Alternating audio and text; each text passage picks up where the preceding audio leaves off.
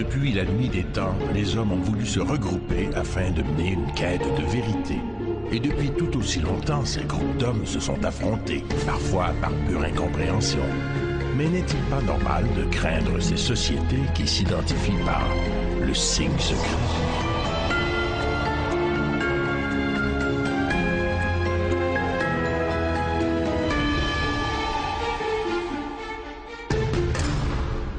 Ça pourrait être un sujet fantastique pour un film d'intrigue internationale. Un groupe d'hommes et de femmes très puissants qui constituent une espèce de gouvernement mondial et qui tire les ficelles de tous les pays. Plusieurs sociétés secrètes préconisent cette centralisation des pouvoirs au sein d'un groupe élitiste d'intellectuels. Mais aucune n'a incarné cette utopie avec autant d'exactitude que le groupe Bilderberg.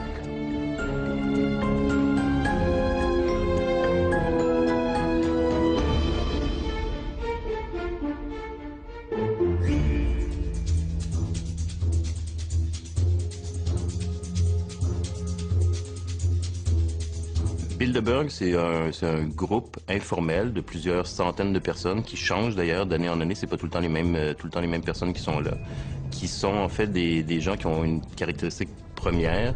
C'est toutes des membres de l'élite, de la haute élite politique, économique, médiatique et on pourrait dire aussi militaire, qui prennent l'occasion de se réunir pendant quelques jours dans un hôtel de luxe complètement isolé, à huis clos, pour discuter entre eux d'enjeux qui les préoccupent. Moi, il y a un mot pour décrire ces réseaux d'affaires-là. Le vrai mot, c'est coterie.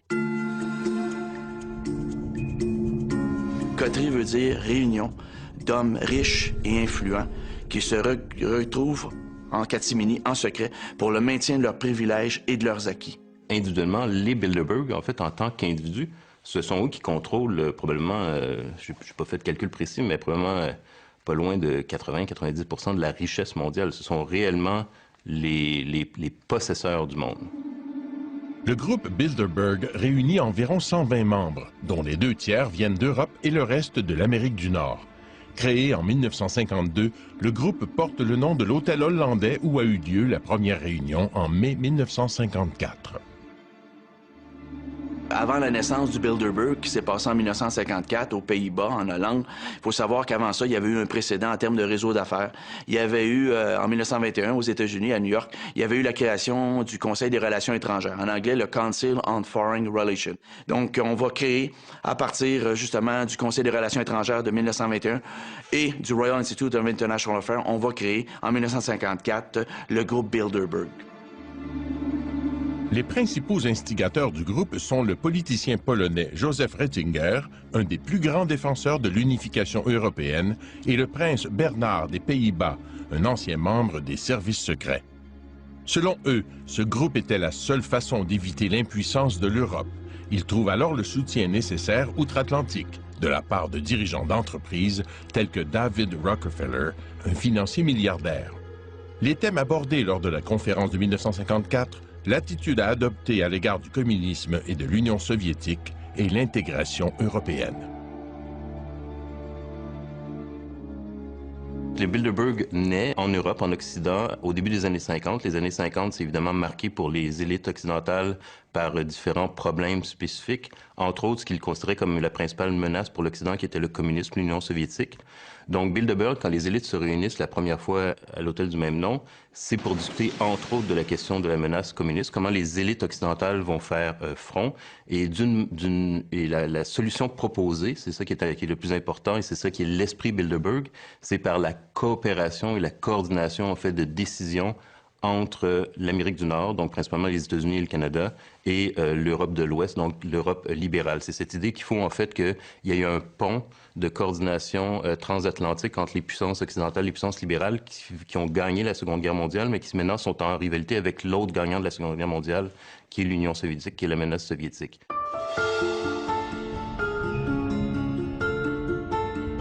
Il y avait aussi un intérêt de sécurité nationale. C'était important aussi donc d'assurer la sécurité de l'Europe et de l'Amérique du Nord ensemble. Il y avait bien entendu en troisième lieu un objectif commerciales, économiques. Il fallait s'organiser de manière à ce que les barrières tarifaires, les barrières économiques soient abattues pour permettre une libre circulation des biens et des personnes.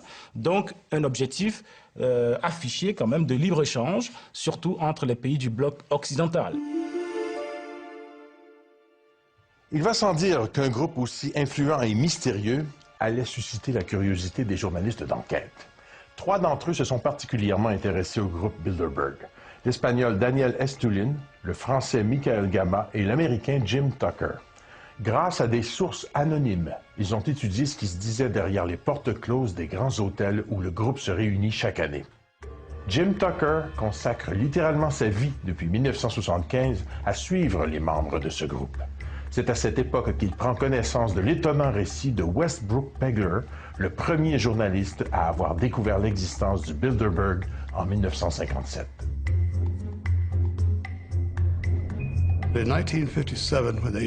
En 1957, quand ils se sont réunis sur l'île Jekyll, en Géorgie, Pegler a été informé que des gens importants se réunissaient sous la protection de gardes armés, que l'île était complètement interdite d'accès. Pegler est accouru et monté dans un arbre avec ses jumelles, puis il a publié 2 articles en nommant ceux qu'il avait pu identifier. Des chefs d'État européens, des hauts fonctionnaires américains, des banquiers internationaux, des Rothschild et autres personnages influents du monde.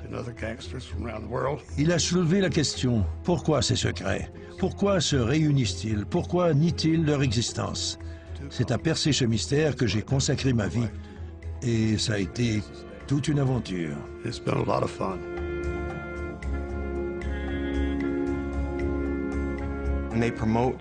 Ils prônent la mondialisation et la gouvernance mondiale. On y retrouve les principales institutions internationales, la Banque mondiale, le FMI, l'Organisation mondiale du commerce, l'OTAN, les Nations unies, etc.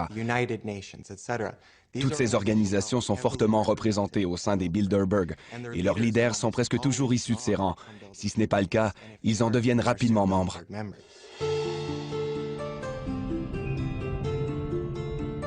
Dans ces groupes-là, l'idée de maîtresse qu'on a dépasse l'identité nationale, d'où est-ce qu'on provient.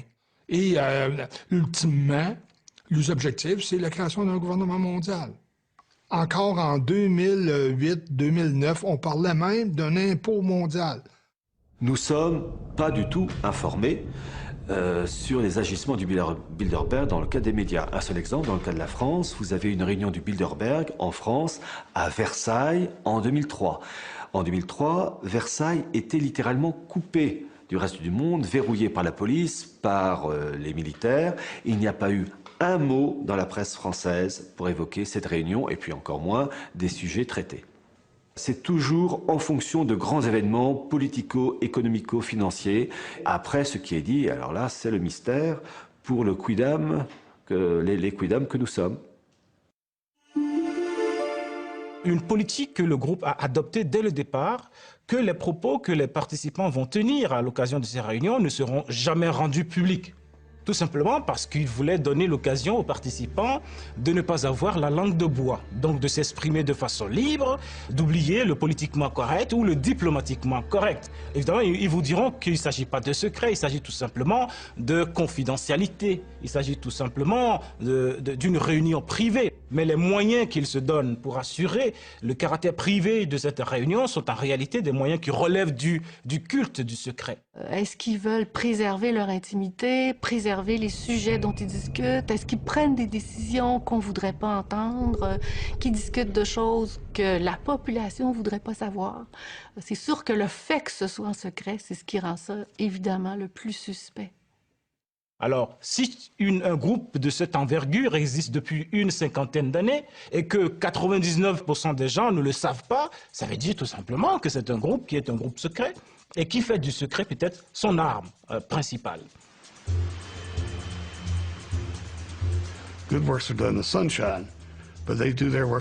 Ils œuvrent dans l'obscurité et ils ont des raisons de vouloir garder leur travail confidentiel. Les guerres qu'ils fabriquent ont coûté bien des vies. Plusieurs phénomènes découlent de leur volonté. Par exemple, la récession et les fluctuations du prix de l'essence. La guerre en Afghanistan en 2001. Eh bien, la guerre en Afghanistan, l'année précédente, ça avait été discuté aux réunions du Bilderberg. Et la guerre en Irak, c'était la même chose, ça avait été discuté en 2002. Et les Américains, avec une alliance militaire, avec d'autres pays, ont décidé d'envahir l'Irak en 2003. Le journaliste Daniel Estulin affirme dans son livre « La véritable histoire des Bilderberger » que le groupe aurait également accordé sa bénédiction à Barack Obama pour briguer la présidence des États-Unis.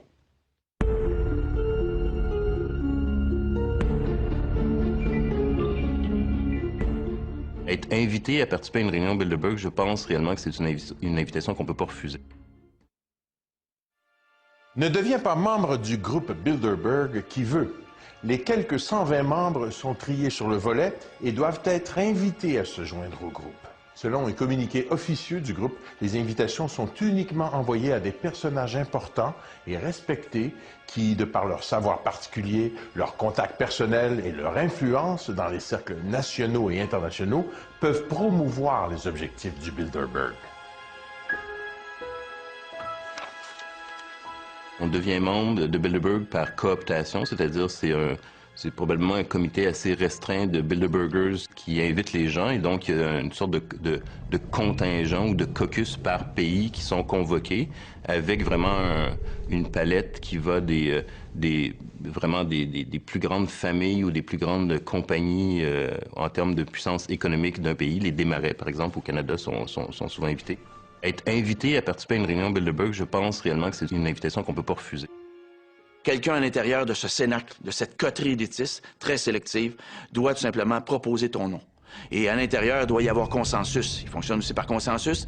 Cet individu-là sera un bon candidat pour notre projet. Et notre projet, c'est quoi? Bien, notre projet, en fin de compte, c'est élargir notre espace de jeu. Le but, c'est de créer des oligopoles mondiaux.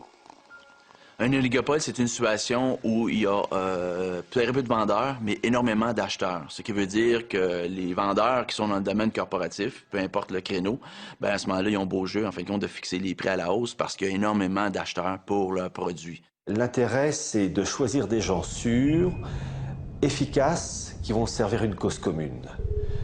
La gouvernance mondiale et l'élaboration d'une architecture permettant le bon fonctionnement du système. Parmi les membres présumés ou connus du Bilderberg, il y a les derniers secrétaires de l'OTAN. Tous les présidents américains depuis Eisenhower, sauf, semble-t-il, Ronald Reagan, les barons des médias, dont Conrad Black et Edgar Bronfman, de même que Bill Gates.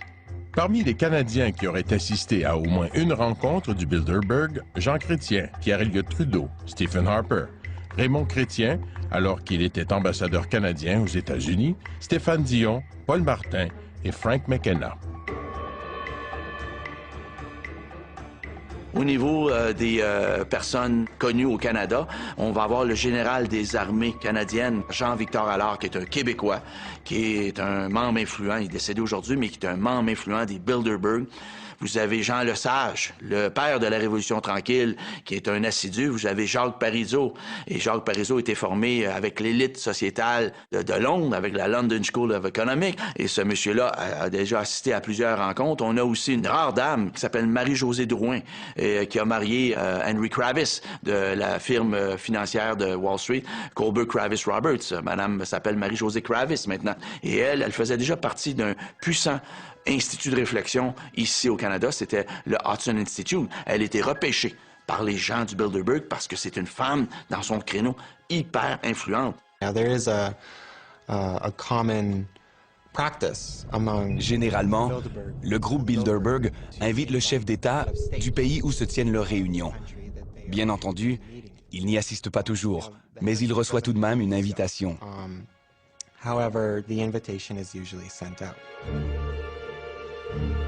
C'est probablement dans ce contexte, c'est-à-dire l'invitation systématique du plus haut dirigeant du pays hôte, que Brian Mulroney a participé à la rencontre du groupe Bilderberg qui se tenait à Toronto en 1987. Dans la mesure où il le fait dans le cadre de ses fonctions de premier ministre du Canada, Archives Canada, c'est-à-dire le bureau du conseil privé, a archivé donc son discours. Donc on a son discours et on voit que c'est un discours d'une quinzaine de pages. Il ne dit rien de secret dans ce discours. C'est l'époque de Gorbatchev en URSS, donc la transition. Donc lui, il se réjouit de ça. Il dit que l'Occident doit accompagner Gorbatchev parce que le régime soviétique est un mauvais régime, alors que le régime libéral est un bon régime. Il vante en fait ce qu'on connaît déjà de Brian Mulroney, c'est-à-dire c'est un partisan du libre-échange. Donc c'est ce qu'il va dire au Bilderberger. Il dit même qu'il faut en fait avoir une ouverture plus grande au niveau des frontières pour la liberté de circulation des populations et de la main-d'œuvre, donc l'immigration. Fin des années 80, c'est aussi le problème du sida. Donc, il parle du sida, il parle de l'Afrique, il parle de l'endettement des pays du tiers-monde. Donc, c'est ce genre de sujet, de propos qu'amène Brian Mulroney au Bilderberger quand il est invité à parler devant eux. Les nouveaux membres ne sont pas uniquement des gens connus.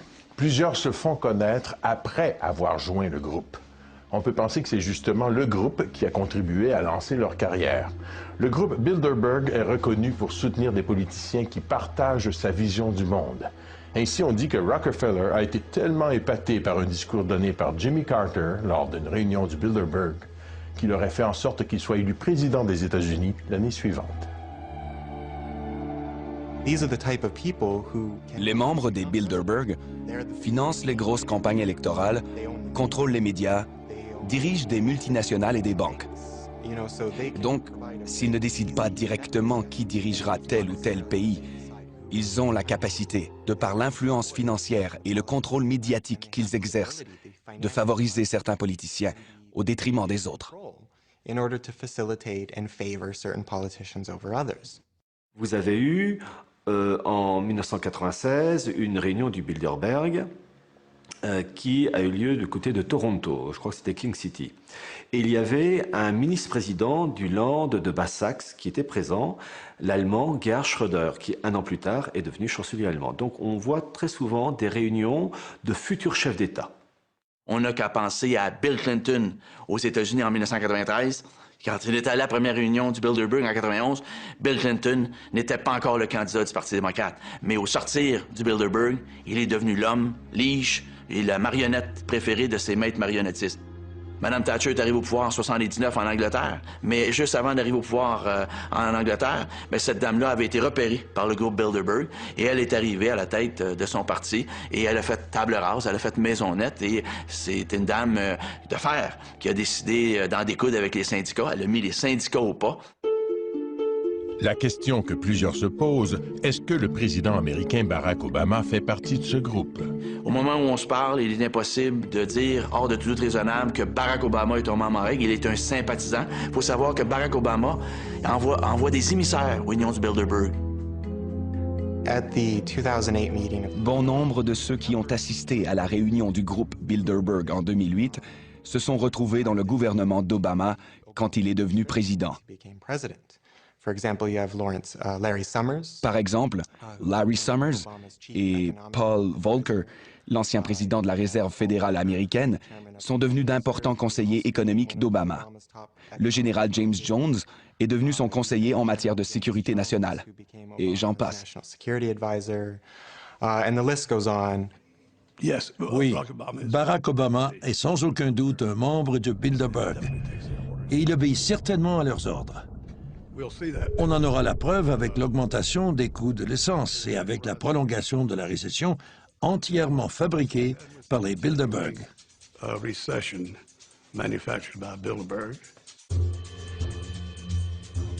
Le comité de direction est composé d'une trentaine de membres permanents qui se réunissent tout au long de l'année. Étienne Davignon occupe le poste de président depuis 1999.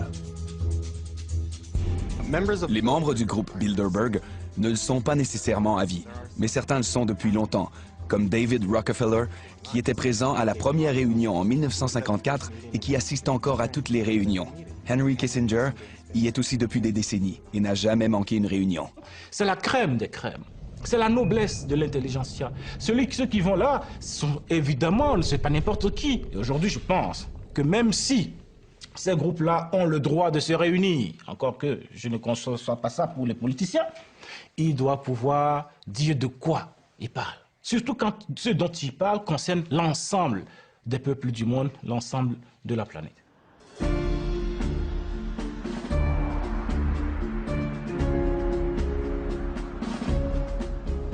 Alors, mon cher Benoît, ces gens influents qui sont membres du Bilderberg, est-ce qu'ils se promènent toujours dans des limousines comme celle-ci? Oui, effectivement, quand ils vont à leur rencontre annuelle, les fins du mois de mai et mois de juin, ils se rendent là en limousine, des limousines aux vitres teintées, et ces gens-là portent des costards noirs, 3 pièces, sombres, avec des lunettes fumées, et ils ont aussi leur garde du corps, toujours dans leur entourage. Et est-ce que ce sont des limousines blindées? Blindées, je dirais pas jusque-là, mais peut-être certaines personnes, parce qu'il y a des dignitaires de pays étrangers là, qui vont là. Il y a aussi des reines, des têtes couronnées qui assistent à la réunion du Bilderberg. C'est pour ça qu'ils se réunissent toujours dans des endroits reculés, loin des centres-villes? 5 étoiles. Ça prend des hôtels 5 étoiles et ça, c'est réservé longtemps à l'avance, mais l'endroit n'est connu souvent qu'une semaine avant l'événement, question de sécurité. Et effectivement, on fait ça dans des endroits qui sont assez huppés, cossus, mais retirés, en fait, compte, question de sécurité toujours.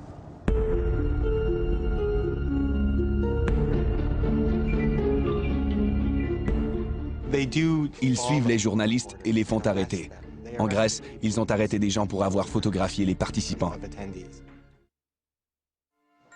En plus de 50 ans, la presse n'a jamais été autorisée à assister à une rencontre du groupe Bilderberg, pas plus que n'ont été publiées des déclarations sur les conclusions adoptées par les participants.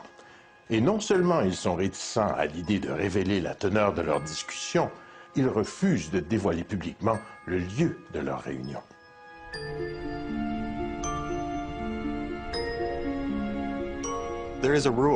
La règle d'or des Bilderberg est qu'il est interdit d'en parler. On ne donne pas de conférences de presse, on n'émet pas de communiqués de presse et on ne cite pas les propos des personnes présentes, sinon on n'est plus invité. C'est ce qu'on appelle la règle de Chatham House. Si vous assistez à la réunion, vous acceptez de ne pas en parler. Ils savent qu'ils ont des intérêts communs. Ils savent qu'ils ont des enjeux et des problématiques dont ils veulent discuter ensemble. Ils veulent pouvoir en discuter, je dirais, librement, c'est-à-dire sans avoir à prendre en considération l'opinion publique, qu'ils considèrent d'ailleurs comme un problème. L'opinion publique, ils veulent le contrôler plutôt qu'être influencés par l'opinion publique. Et donc, ils ont tout avantage, dans ce cas-là, à ce que ça soit secret. Souvent, vous savez, ces décisions prises par ces élites oligarchiques, financières, etc., ces décisions vont à l'encontre des intérêts du peuple. Et donc, pour éviter des manifestations de masse, il vaut mieux être discret. Les seules images possibles à prendre sont celles de limousines venant déposer des invités difficiles à identifier. Il est en effet très bizarre qu'aucun média ne considère ces rassemblements comme dignes de faire l'objet d'une publication, alors que généralement le seul déplacement de n'importe laquelle de ces personnalités fait l'objet des gros titres des manchettes. À mon avis, l'indifférence des médias envers le Bilderberg relève du scandale. La cérémonie des Oscars, cet événement absurde, reçoit un déluge d'attention médiatique. Mais quand les personnes les plus influentes de la Terre se réunissent dans le secret, aucun intérêt. Comment est-ce possible? Si le public savait ce qui se passe, il serait très intéressé. Ce sont des événements qui sont peu connus, donc c'est un cercle vicieux aussi. Moins ils sont connus, moins les médias vont être incités à y participer, moins la population va demander des renseignements par rapport à ça. Les médias officiels ne traitent pas du Bilderberg parce que déjà vous avez énormément de représentants des médias, presse, radio, télévision qui participent à ces réunions du Bilderberg et ils ont le conseil de ne pas divulguer et de ne pas évoquer dans la presse ces réunions parce que tout simplement les grandes choses se font toujours avec discrétion et puis si ces grands dirigeants des médias veulent avoir un avenir professionnel, il vaut mieux qu'ils soient obéissants. Il est vrai que parmi les participants, il y a des présidents de conglomérats de presse tels que le Washington Post, le Time Magazine, le New York Times et le Figaro. On sait maintenant que l'éditeur du Washington Post a assisté à toutes les réunions depuis 1954 et qu'il a gardé la promesse du secret absolu.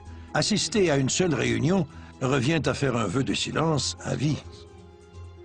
Au Canada, il y en a eu une récente en 2006, c'était à Ottawa, et c'était une des rares fois que Radio-Canada est allé couvrir la rencontre du groupe Bilderberg dans un hôtel huppé, cossu d'Ottawa. Le journaliste Patrice Roy était sur place. Est-ce que la centaine d'hommes et les quelques femmes qui arrivent ici en limousine, cachés derrière des vitres teintées, possèdent un vrai pouvoir occulte. Ce qui est sûr, c'est qu'ils sont tous influents dans leur domaine. Et c'était toute beauté. Ça n'a pas duré 3 heures, ça a duré 3 minutes. Mais c'est quand même 3 minutes de plus que ce qu'on a toujours eu avant, alors qu'il y avait un blackout médiatique. Il y a plusieurs hypothèses pourquoi il y a peu d'attention médiatique aux événements Bilderberg. Je pense que c'est simplement que ce n'est pas une réunion officielle. C'est-à-dire que les gens qui sont à la réunion Bilderberg annuelle ne sont pas là en tant que représentants de leur pays ou en fonction de leur fonction publique et officielle. Donc, c'est un peu comme les vacances des premiers ministres, finalement. Elles peuvent être couvertes par les médias, mais en principe, ça n'a pas une grande importance publique. Je pense que c'est ça qui leur permet de jouir d'une certaine discrétion par rapport aux médias. Et ça a de toute évidence pas la même visibilité aussi que les grands sommets, parce que lors des grands sommets, comme le G8, G20, par exemple, les sommets eux-mêmes invitent les journalistes. Dans le cas de Bilderberg, ils ne sont pas invités, donc il y a beaucoup moins de possibilités pour eux d'y aller.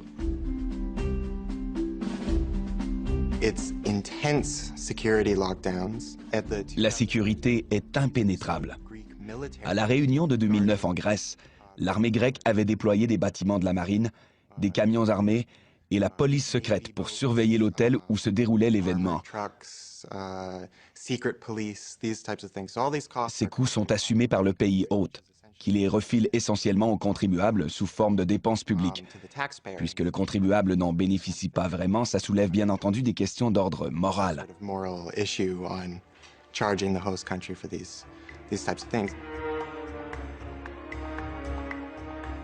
Ils suivent les journalistes et les font arrêter. En Grèce, ils ont arrêté des gens pour avoir photographié les participants. Donc c'est une forme de harcèlement, mais je n'irai pas jusqu'à dire qu'ils ont l'intention de blesser ou de tuer des journalistes, parce que ça pourrait engendrer une tempête médiatique qu'ils veulent à tout prix éviter.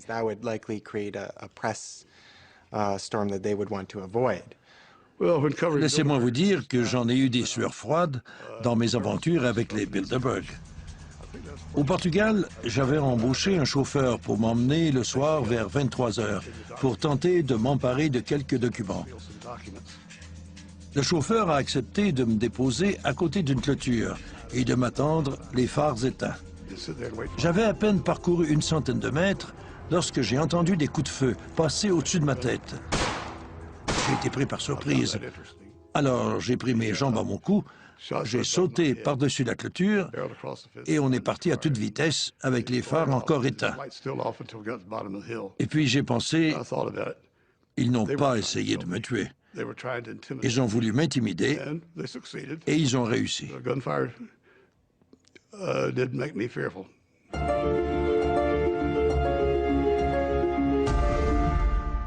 En plus de l'arsenal de sécurité, les dirigeants du groupe Bilderberg auraient mis en place toute une série de mesures pour s'assurer de conserver leur anonymat, et ce depuis plus de 50 ans.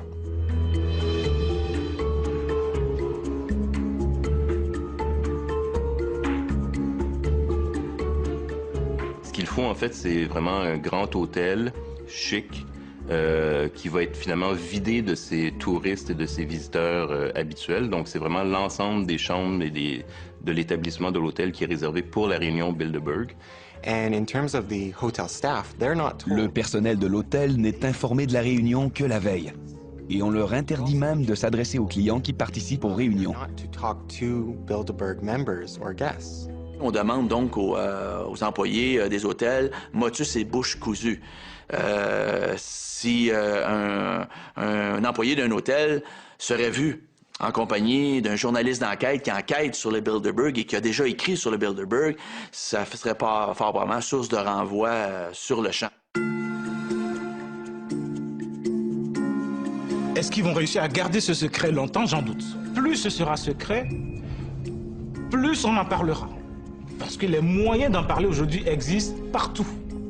Donc ce groupe aurait intérêt à se rendre compte de ce que nous sommes dans une nouvelle ère, l'ère de la démocratisation de l'information, l'ère des médias sociaux, et que ça devient intenable aujourd'hui de maintenir ce culte du secret. Le nouveau site web du groupe Bilderberg Bilderbergmeetings.org est une approche intéressante en termes d'image. Il a été créé en 2010 et c'est la première fois que le groupe reconnaît sa propre existence. Il publie maintenant la liste des participants aux réunions, l'endroit où celles-ci se tiennent et les thèmes abordés, sans toutefois révéler ce qui se dit.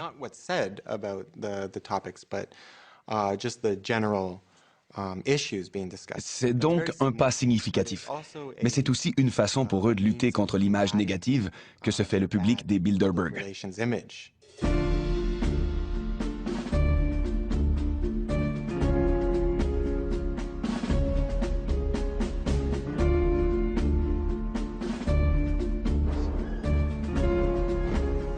Mais quand on est une centaine d'individus, là, des princes, des princesses, comment on fait pour passer inaperçu, surtout quand on voyage dans des hôtels de luxe comme celui-ci? Bien, premièrement, les hôtels 5 étoiles qui sont réservés pendant 3 jours par le Bilderberg sont toujours dans des endroits reculés, donc il y a moins d'affluence, il y a moins de circulation, c'est voulu pour des questions de sécurité. Mais pendant combien d'années ils ont réussi à rester aussi discrets? Bien, écoute, on a entendu parler dans les années 90 du Bilderberg, on connaît ça. On en parle plus depuis le début des années 2000, mais ça commençait tranquillement, par-ci, par-là, dans les années 90, à parler du Bilderberg. Mais pour le commun des mortels, le mot Bilderberg, ça n'a aucune connotation, ça veut absolument rien dire.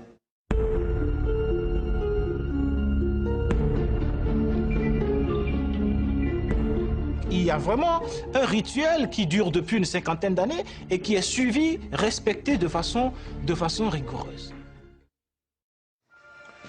Le groupe Bilderberg est encore et toujours très actif. 59 réunions ont eu lieu entre 1954 et 2010. Parmi elles, 5 se sont déroulées au Canada. En ordre chronologique, au manoir Saint-Castin du lac Beauport, à Mont-Tremblant, Montebello, Toronto et Ottawa.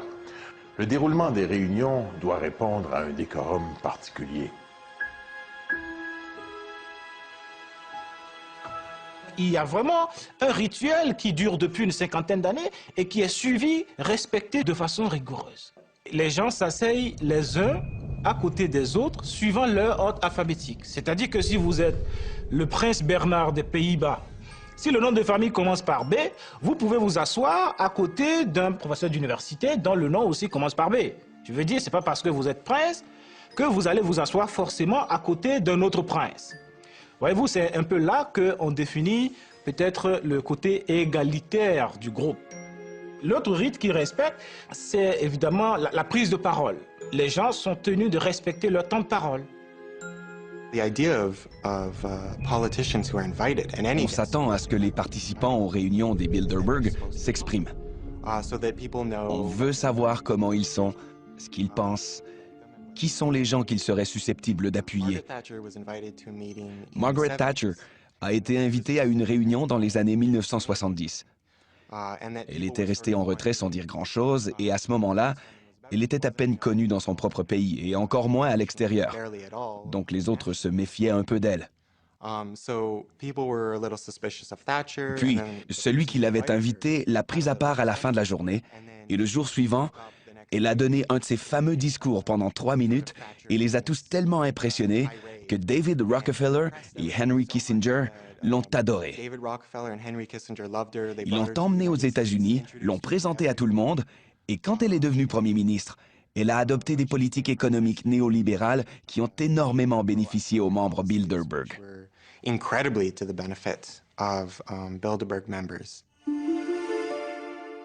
Les participants doivent aussi parler parfaitement l'anglais, comme c'est la langue officielle de la rencontre.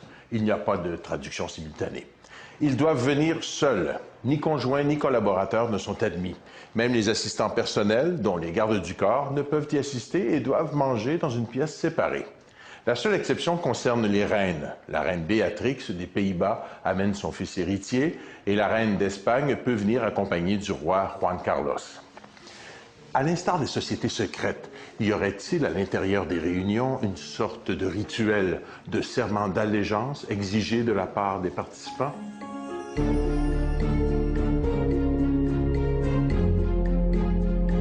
Les gestes, il y en a sûrement.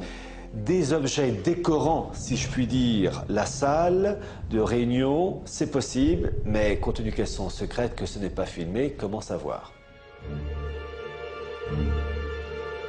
Certains observateurs vont plus loin et prétendent que le fondement même du groupe Bilderberg repose sur la philosophie des francs-maçons.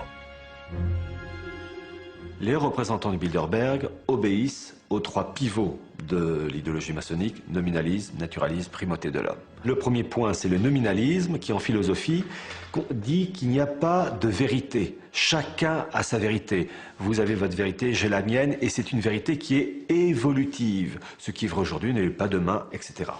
Le deuxième point, c'est le naturalisme, qui consiste à dire qu'il n'y a pas de religion révélée. Et le troisième point, c'est la primauté de l'homme, centre de toute chose. Alors que dans le catholicisme, Dieu est centre de toute chose et l'homme est la créature, le second. Dans l'idéologie maçonnique, qui anime donc les dirigeants de Bilderberg, l'homme est le centre de toute chose, l'être indépassable. Il y a un aspect de société secrète, mais il n'y a pas de rite d'initiation. Ce qui rend société secrète, c'est le fait qu'on ne donne pas tout l'agenda. On ne publie pas les rapports, donc ces résultats restent à huis clos. Et dans ce cadre-là, on peut dire que c'est plus une société secrète dans sa façon. C'est un club de gentlemen. Ils ont une certaine influence et un certain pouvoir sur les institutions et leurs plans d'action. Mais je ne dirais pas qu'ils sont une société secrète dirigeant le monde. Ce serait leur accorder une trop grande importance. Mais d'après vous, est-ce qu'ils ont des cérémoniales, des codes, des rituels comme les francs-maçons? Est-ce qu'ils ont un signe secret? Oui, le signe secret des membres du Bilderberg, ça serait le signe du dollar. Et Dieu sait qu'ils en ont beaucoup de dollars. Et considérez-vous comme une société secrète? C'est une société qui a beaucoup de secrets, qui méritent d'être dévoilés au grand public. On sent chez tous les gens qu'on a interviewés un mélange de fascination en même temps qu'un désir de dénonciation. Et vous, Benoît Perron, personnellement, est-ce que vous êtes intrigué, inquiété, fasciné? Non, je ne suis pas du tout fasciné par les membres du Bilderberg. Par contre, ces gens-là, oui, ils me troublent, ils m'intriguent parce que le pouvoir qu'ils ont concentré dans leurs mains et parce qu'ils occupent des postes clés, justement, dans la société, font en sorte que les décisions qu'ils prennent vont avoir un impact à moyen terme et à court terme sur le commun des mortels, donc sur moi. Alors, c'est un rapport amour-haine.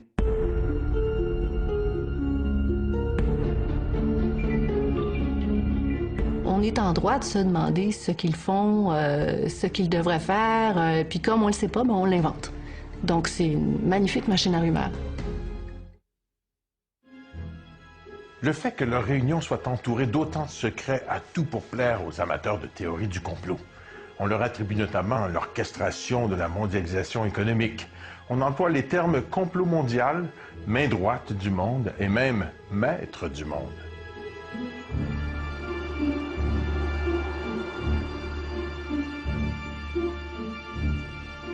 Évidemment, le fait qu'ils soient si secrets aussi a pour effet de créer toutes sortes de fantasmes, évidemment, à leur propos. On a l'impression que c'est un gouvernement secret mondial, occulte, qui réussisse à déclencher des guerres, à créer des crises économiques.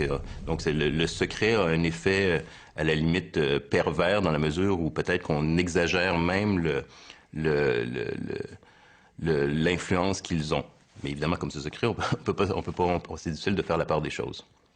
Il n'y a rien de pire que le secret pour susciter ou stimuler l'imagination ou développer des mythes. On est en droit de se demander ce qu'ils font, ce qu'ils devraient faire, puis comme on ne le sait pas, ben on l'invente. Donc c'est une magnifique machine à rumeurs. On pense par exemple que c'est un groupe qui pense constituer sur l'échelle mondiale une sorte de monde Inc., c'est-à-dire de détruire les barrières de l'État-nation et de donner au capital la prépondérance qu'il doit avoir et de confier à une élite économique, une élite économique la gestion des affaires du monde. Il y a certains qui pensent que dans le groupe, en tout cas, il y a des gens qui proposent des mesures encore plus extrêmes, des mesures plus radicales, qui consiste par exemple à laisser faire des maladies, à créer, à inventer des maladies pour décimer des portions de population. Donc, si c'était ça l'objectif, il est évident qu'on ne peut pas en parler en public. Tout le monde devrait être inquiet. Que vous soyez cireur de chaussures ou propriétaire d'une banque ou pilote d'avion, l'économie nous affecte tous. Et ils manipulent l'économie. Donc, tout ce qu'ils font a un impact sur nous tous. Ce qui m'interpelle sur le plan éthique, je ne sais pas jusqu'à quel point ça serait scandaleux ou pas, mais c'est la collusion. Le principe de la démocratie, c'est la séparation des pouvoirs. Et quand on voit qu'il y a des rencontres où il y a possibilité de collusion ou de trafic d'influence entre les plus grands pouvoirs que sont le pouvoir de la presse, le pouvoir financier, le pouvoir politique, et à ce moment-là, ça devient inquiétant. The 1976 meeting of Bilderberg Group was canceled. En 1976, une réunion du groupe Bilderberg a été annulée parce que le président de l'époque, le prince Bernhard des Pays-Bas, était accusé de corruption relativement à certains avantages qu'il avait accordés à Lockheed Martin, ainsi qu'à d'autres compagnies semblables. Et c'est ce genre d'arrangement que les réunions des Bilderberg facilitent. Bilderberg est réservé à quelques régions du monde, disons à 2 grandes régions du monde, réservé aux pays européens, un certain nombre de pays européens, et à l'Amérique du Nord. Mais imaginez un groupe qui parle de sécurité énergétique, de sécurité nucléaire, qui parle de géostratégie mondiale, qui parle de commerce international, qui parle de l'aide publique à l'Afrique. Et on nous dit que c'est un groupe privé. Donc vous voyez donc là le problème de légitimité que ça pose. Le groupe Bilderberg n'a aucune légitimité démocratique. Il dirige, il impose des vues sans aucune légitimité issue du suffrage universel. Donc, un déni de démocratie qui est complet. Le Bilderberg pose des questions importantes d'un point de vue de la démocratie libérale. La démocratie libérale de la fin du 20e siècle, début du 21e siècle, a quand même des principes de base, c'est-à-dire évidemment une certaine transparence par rapport aux décisions publiques, une certaine redevabilité des élites politiques par rapport à la population, une liberté de presse, évidemment, et un certain principe, disons, d'égalité en termes d'influence des décisions. Et donc là, Bilderberg, évidemment, représente une contradiction par rapport à tous ces principes. Ces gens-là ont le pouvoir, en catimini, et c'est ça qui me trouble, de fixer l'agenda économique d'un pays qui a élu à sa tête un gouvernement démocratiquement. Autrement dit, mon vote n'a aucune importance. Tout ce qu'on pose dans les urnes à chaque 4 ans, c'est une foutaise. Parce que de toute façon, les candidats sont déjà présélectionnés. Depuis qu'on a organisé les sociétés, depuis le début de l'humanité, le jeu d'influence est toujours fait. Ça fait c'est un incontournable, ça fait partie de la façon qu'on a de gouverner. On peut vouloir avoir une plus grande transparence, mais ici encore, l'expérience humaine nous a montré qu'il y a des limites à la transparence. C'est que souvent, trop de transparence rend aussi une société ingouvernable. Tout le fondement du grand débat sur la démocratie, est-ce que c'est mieux d'avoir une dictature bienveillante ou une démocratie parce que finalement, on pense que les citoyens ne sont pas assez intelligents, instruits ou éduqués pour prendre leurs propres décisions. Et c'est le fondement du débat démocratique entre une élite qui serait meilleure pour définir notre bien et le protéger que nous-mêmes. Ma réponse à moi, c'est que c'est notre responsabilité comme citoyennes et citoyens de s'investir dans notre avenir puis de prendre les décisions qui vont avec ça. Si on revient sur l'histoire des Bilderbergers depuis les années 50 jusqu'à aujourd'hui, on peut penser en fait qu'ils ont eu plusieurs occasions pour sabler le champagne. La Constitution de l'Union européenne, ils ont un marché commun européen, une assez bonne intégration, disons, ou coopération Amérique du Nord, Europe, ils l'ont. Ils avaient des cauchemars au sujet de la menace soviétique. Cette menace soviétique, elle n'existe plus. Donc, je pense qu'au fil des décennies, les Bilderbergers, en fait, ont vu un monde qui ressemble de plus en plus à ce qu'ils rêvaient de créer ou d'obtenir ou de provoquer.